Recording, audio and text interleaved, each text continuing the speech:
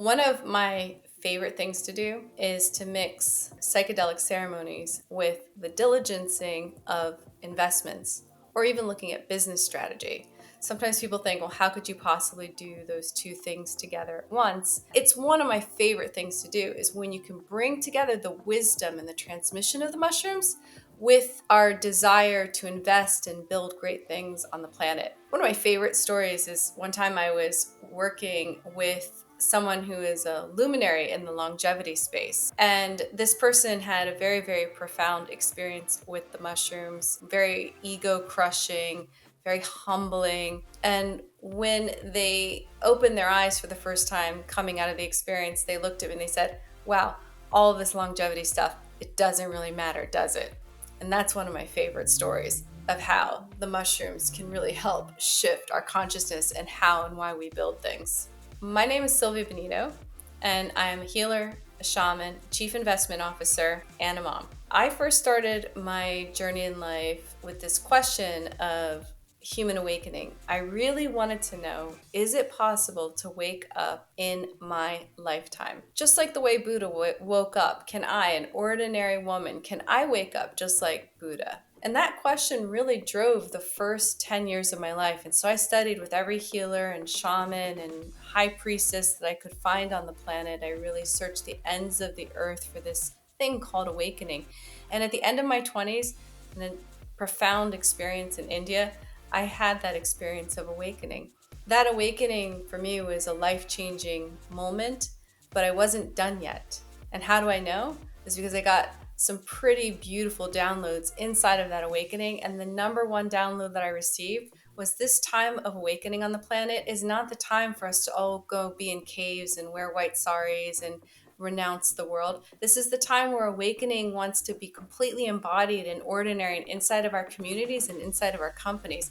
And I, in particular, knew it was my life mission to try to bring awakening to the energy of money, specifically investing. And so I went from being a healer and a shaman for the first 10 years of my adult life to completely switching gears and getting my CFA charter and learning to become a professional investor. And I did that for about 10 years. And it wasn't until I had some real experience under my belt that I really began to bring those things together. So that's my passion today. My passion is how do we bring awakening to bear on all of the things that today hold the greatest shadows of humanity? And that's who I am. One of my favorite things that I learned from Salim in particular and from exponential organizations was the problem of the immune system in any large organization. I can't even remember how many times I've referenced that myself. And the immune system in the end really is a symptom of ego. And so when we begin to have a kind of more spiritual framework around investing, around business, that really prevents us from having this problem of the immune system. And specifically with mushrooms, if you really work with mushrooms at heroic doses, the one thing that they are impeccable at is crushing the ego. And working with them on a regular basis is sort of the best way to make sure that your ego hasn't really gotten the upper rein in the work that you're doing in the world. And I think it's incredibly um, enhancing of the amount of impact that we can create on the planet. I've been working with mushrooms my entire adult life since the time I was 19 years old. And in many ways, I've come to understand that they're like a collaborative teacher, that they have some kind of evolutionary function with humanity where they're sometimes leading and guiding human consciousness in ways that we're not able to go ourselves or not able to go alone.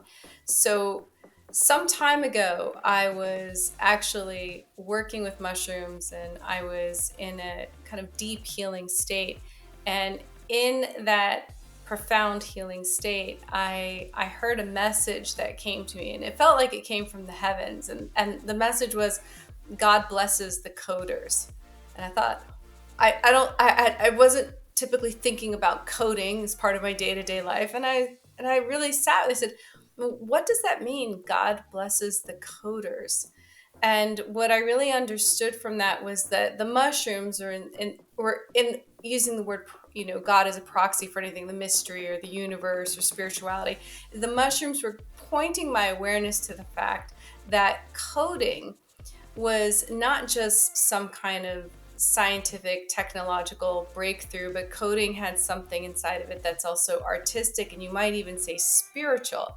And that there was a way that the mushrooms were helping guide us towards a new kind of paradigm of distributed resources and distributed energy and distributed authority, that they somehow have a hand in how the blockchain is being coded.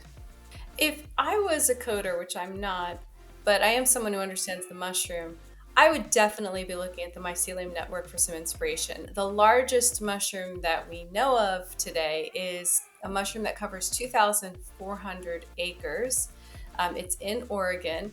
And that in and of itself is kind of incredible if you think about it. There's a mushroom that could have that kind of expanse. But the mycelium network itself, which is the fabric or the threads that connect underground and then where the mushrooms come from, that mycelium network itself is so thin that if you were to stretch the mycelium out end to end, it would wrap around the planet dozens and dozens of times. So there's this kind of intricacy to the mycelium network, and what's beautiful is how that intricacy is then used between not just the mushrooms, but between even other organisms in the forest to communicate with each other. So, yes, the mushrooms can send signals to one another through the mycelium network, but it seems like even trees are sending messages to one another through the mycelium network. So that means that if there is a large adult tree in the forest that has an abundance of sugars and resources, it can actually send a signal through the mycelium network to the younger trees in the forest and share some of those resources accordingly. When I think about that and how it applies to what blockchain technology is potential and what it's teaching us, is that we no longer live in a paradigm where resources have to be controlled by a central command. We don't live in a paradigm where there's scarcity, where resources have to be conserved just for one part of the system. But there's this kind of abundance mindset that the mycelium network is teaching us that I do believe translates to the potential of the blockchain. When there's a part of the mycelium network that gets damaged, it forks just like a blockchain will fork. And I think that's a beautiful example of the parallels between the two systems. I can't wait to see you at the OpenExO Exponential Executive Program in Austin. I'm so excited to meet you all and to learn from you together as a community.